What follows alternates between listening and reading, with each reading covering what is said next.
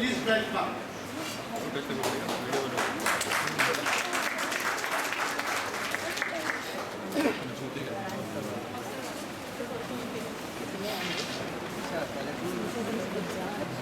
एक दो तीन चार नुक्कड़ नाटक देखो यार। एक दो तीन चार नुक्कड़ नाटक देखो यार। एक दो तीन चार नुक्कड़ नाटक देखो यार। नाटक छोड़ो नाटक देखो। नाटक देखो नाटक देखो। छोड़ के फाटक नाटक देखो। नाटक देखो नाटक देखो। छोड़ के फाटक नाटक देखो। नाटक देखो नाटक देखो। मुफ्त में आया नाटक देखो। नाटक देखो नाटक देखो। मुफ्त में आया नाटक देखो। नाटक देखो नाटक देखो। मुफ्त में आया नाटक देखो। नाटक देखो नाटक देखो। अरे कोर्ट वाले भैया नाटक चल रहा है देखो।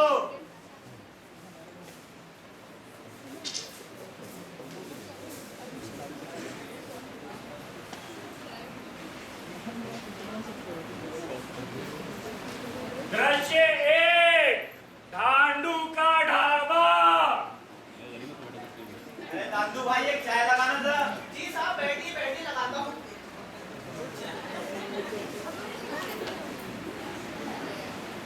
अरे बेटा डब्लू जरा ग्लास तो धोना। आइए सलीम मियां, दादू भाई की चाय पिलाता हूँ तुम्हें। सलामुअलैकुम दादू भाई, कैसे हो मियां? डॉक्टर बैठिए। अरे मियां वही 10 साल पुरानी कुर्सी रख रखी है, बस बदल दो तो इसे। डॉक्टर बैठी बैठी बैठी। चाय पिलाओ मियां यार, 2 गिलास। जी डॉक्टर। बेटा साहब को पानी लगा। हाँ सलीम मियां, क्या चल रहा है आजकल?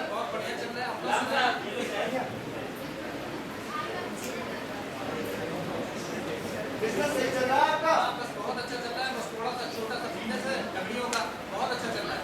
बेटा साहब के लिए चाय लगा। कहाँ जा रहे हैं पढ़ने के? बड़ा स्मार्ट लग रहे हैं। फेवरेट पार्टी आज हमारे कॉलेज में, वहीं जा रहे थे। क्या बेटा साहब को चाय दे। अबे छोटू ये तूने क्या किया? मेरे 10,000 का सूट खराब कर दिया। मार दो नहीं डॉक्टर साहब। तू ज्यादा बोल दिया, तुम्हें मारूंगा मैं। अरे अरे अरे झगड़ा क्यों करते हो भाई? दिखने में तो पढ़े लिखे लगते हो, फिर ऐसी हरकतें क्यों करते हो? कहीं नहीं हूँ पढ़ा लिखा, मैं हूँ भी। I am from IIM।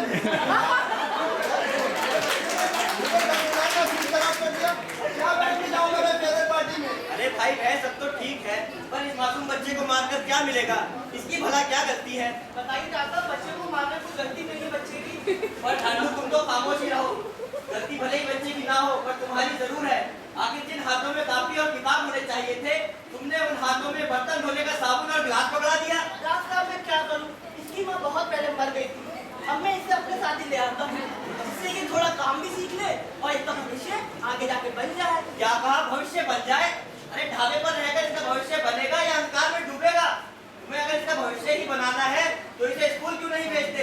Doctor साहब स्कूल के तो बहुत पैसे लगते हैं डॉक्टर साहब। मैं कमाऊं या इसका पेट भरूं या इसे स्कूल भेजूं? क्या बात करते हो ढांडू भाई? अब बच्चों को पढ़ाने के लिए पैसा नहीं लगता। शिक्षा का अधिकार अधिनियम के अंतर्गत सरकार ने 6 से 14 वर्ष आयु के बच्चों के लिए मुफ्त शिक्षा का प्रावधान रखा है। और इतना ही नहीं, बच्चों के लिए स्कूल में खाने और मुफ्त किताबों का भी प्रावधान है। डॉक्टर साहब ये तो मुझे पता ही नहीं था। अब मेरा बेटा भी स्कूल जाएगा और एक बड़ा आदमी बनेगा।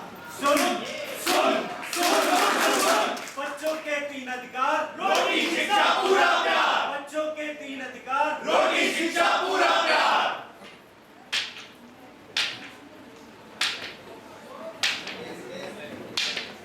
क्या चल रहा है यहाँ? भीड़ क्यों लगा रखी है? क्या मछली बाजार बना रखी है? अरे कुछ नहीं साहब, कुछ बच्चे ने इसके ऊपर चाय गिरा दी और ये ढाबे वाले पर सीधा हो गया। इसी बात पर दोनों झगड़ा कर रहे हैं। एक तो गवार है, दूसरा पढ़ा लिखा गवार। ढाबे वाले से झगड़ता है क्या? यही तू सब करता है? वही बताने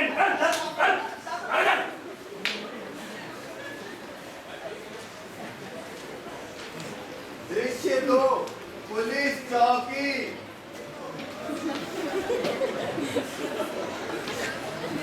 राम साहब, कैसे आना हुआ? साहब ये दोनों फसल रख रहे थे वहाँ पे ढाबे पे। एक तो साला गवार है और दूसरा पढ़ा लिखा गवार है। बंद कर दो हम लोग अंदर।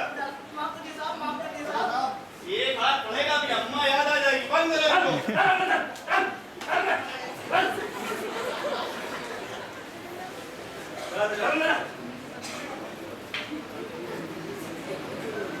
अरे चौबे जी खैनी खाओगे? हाँ खिलाओ दुबे जी।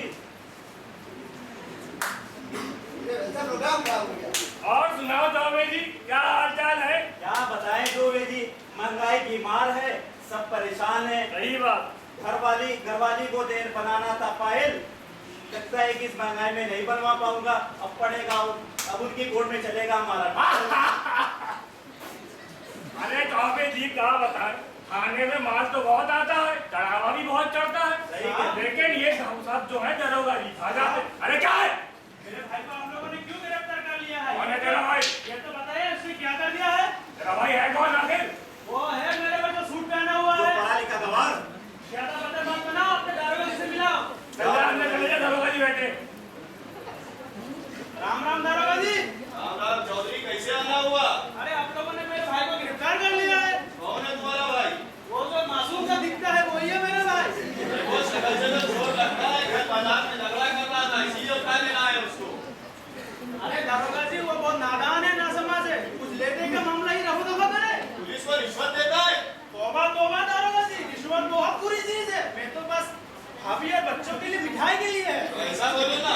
सुन सुन सुन सुन सुन, अभिशाप है, अभिशाप है, भ्रष्टाचार अभिशाप है, गद्दार है, जो करता भ्रष्टाचार है। चलो देखते हैं।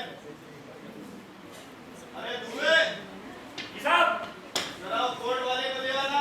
जी साहब, चल आ गया साहब। देखो आज तो तुम्हारे भाई की वजह से छोड़ रहे हैं, अगली बार क्या तो बाहर नहीं निकल पाओगे। शुक्रिया दारोगा जी, चलते हैं। शुक्रिया। बैठो। खुश रहो, खुश रहो। अरे अरे जाते किधर हो? अरे दरोगा जी को कुछ करने से कुछ नहीं होगा, फाइनल रपट तो हमारी ही जाएगी। बाकी आपकी मर्जी है, हमारा क्या है? चलो। क्या बात कह दी दीवान साहब, ये लीजिए आप अरे लोग। अरे ये क्या दे रहे हो, ये क्या दे रहे हो? चलो चलो अच्छा जाओ। यूं छोटे, मैंने तो कहा था ना तेरा हर गलती में खरीद लूंगा। देखा? चलो। भैया एक मिनट, एक पैसा रह गया है। तेरे वजह से हमारी पार्टी भी सुबह। अरे बहुत अच्छा बच्चा है चौधरी साहब आपका।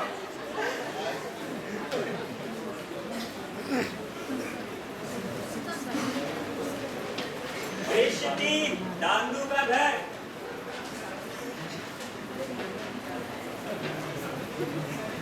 अरे गरीबपाल, ऐसे क्यों परेशान घूम रहे हो? अरे क्या बताऊं फकीर चंद, 2 दिन से धांधू का कोई अता पता ही नहीं है। अरे कहीं उसे किसी ने अपहरण तो नहीं कर लिया? अरे हम ठहरे गरीब आदमी, कौन करेगा उसका अपहरण? और ऐसी किसी से रंजिश भी नहीं थी। क्यों नहीं हम थाने चलकर उसका रपट लिखाते हैं? आओ थाने ही चलते। चलो।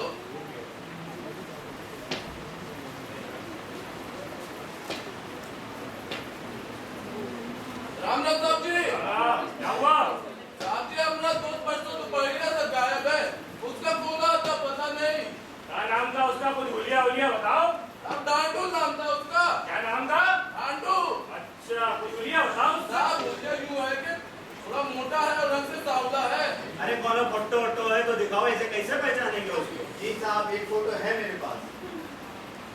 अरे ये क्या है? चौबे जी देख रहे हो? अरे यहाँ पे का बगलो लिखा है, एक मोटैया में का पहचानेंगे? इसमें तो सेहरा लगा हुआ है। साहब एक ही फोटो था, उसी दिन नहाया था और उसी दिन खिचड़ी। अरे तुम कौन से नहाए कितने हो? साहब छोटा मुंह और बड़ी बात, पर नहाए हुए तो अरे बताओ अभी। माफी साहब माफी। अच्छा चलिए बता, करता क्या था वो?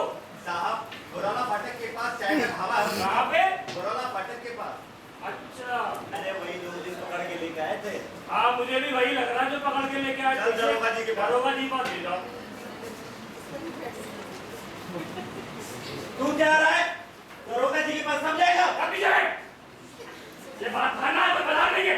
दरोगा जी, ये एक लड़का आया है, अपने भाई के बारे में पूछ रहा है। क्या नाम है? साहब मेरा नाम गरीबपाल है। तो क्या तुम्हारा भाई तो देखो छूट जाएगा, लेकिन रुपए लगेंगे 10,000। देना हो तो बताओ, वरना रास्ता ना को अपना। साहब मैं ठहरा गरीब आदमी, कहाँ से लाऊंगा 10,000 रुपए? तुम नाम से भी गरीब हो, पैसा भी नहीं है तुम्हारे पास। देना हो तो दो, वरना चौबे निकाल देगा बारिश को। साहब कुछ दया कर दो। चल चल दे देगा। अरे गरीब माल क्या हुआ? अरे क्या बताऊं साहब, दरोगा जी ने 10,000 रुपए मांगे हैं, कहाँ से लाऊंगा इतना? अरे दरोगा जी दिल के बड़े नरम हैं, 5-7 हजार रुपया लाओ, मामले के दफा दफा कराओ, खत्म हो जाएगा। क्या चक्कर में पड़ रहे हो? सही बात, मामला हम दफा दफा करवा देंगे। साहब मैं ठहरा गरीब आदमी, कहाँ से लाऊंगा इतने रुपए? और इस साल फसल भी खराब हो गई। अरे बड़ा अफसोस। भाई यहाँ से आ जाते हैं, भाई चला। हाय रे गरीबी, काश आज मेरे पास रुपए होते तो मैं भी अपने भाई को छुड़ा लेता। अरे गरीबान, क्या कहा दरोगा जी के अंदर?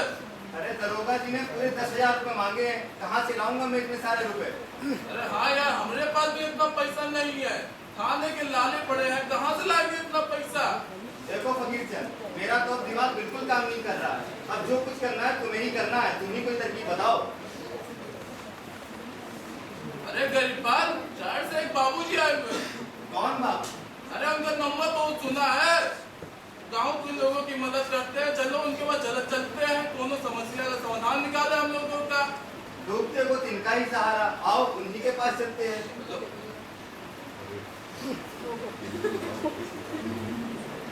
मैं मानव अधिकार कार्यकर्ता, अच्छे दिनों के नेता कहते हैं कि मैं बड़े बड़े होटलों में रहता हूं और महंगे महंगे हॉलों में बिस्लेरी का पानी पीते हुए गरीब बच्चों की भुखमरी के बारे में भाषण दिया करता हूं। गरीब, परेशान, मजबूर, हताश, नताश, लाचार, बेसहारा, बेचारे लोग मेरी जिंदगी का अकेला सहारा है।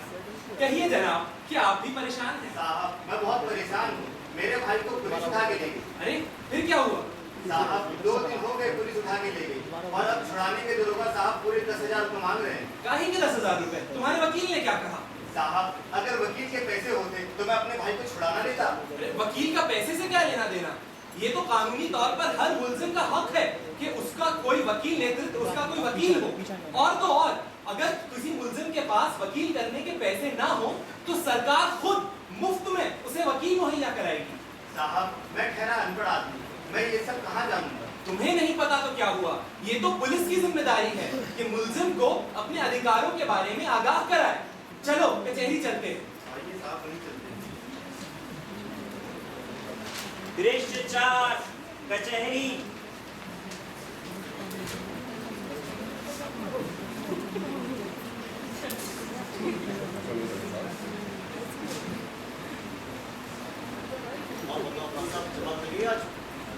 जमानत तो मिलनी ही थी, इसकी विधायक सर पर के दौड़ती, जिसके चाहती बिना सूत्रे समझे उसे जेल में पटक देती है।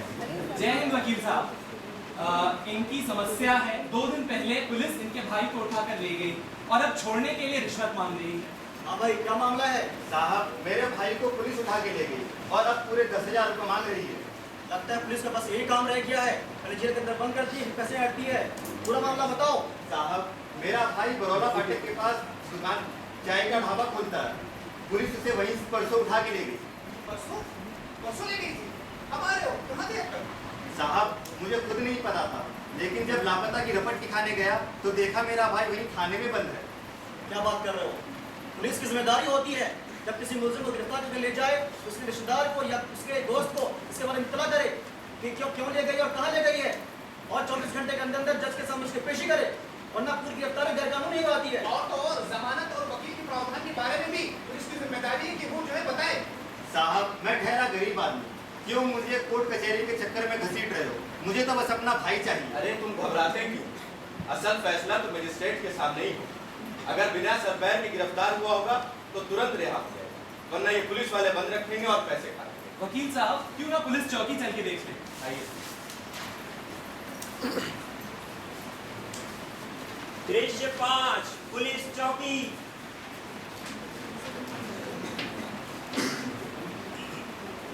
कैसे आना हुआ? FIR लिखानी। किसके खिलाफ?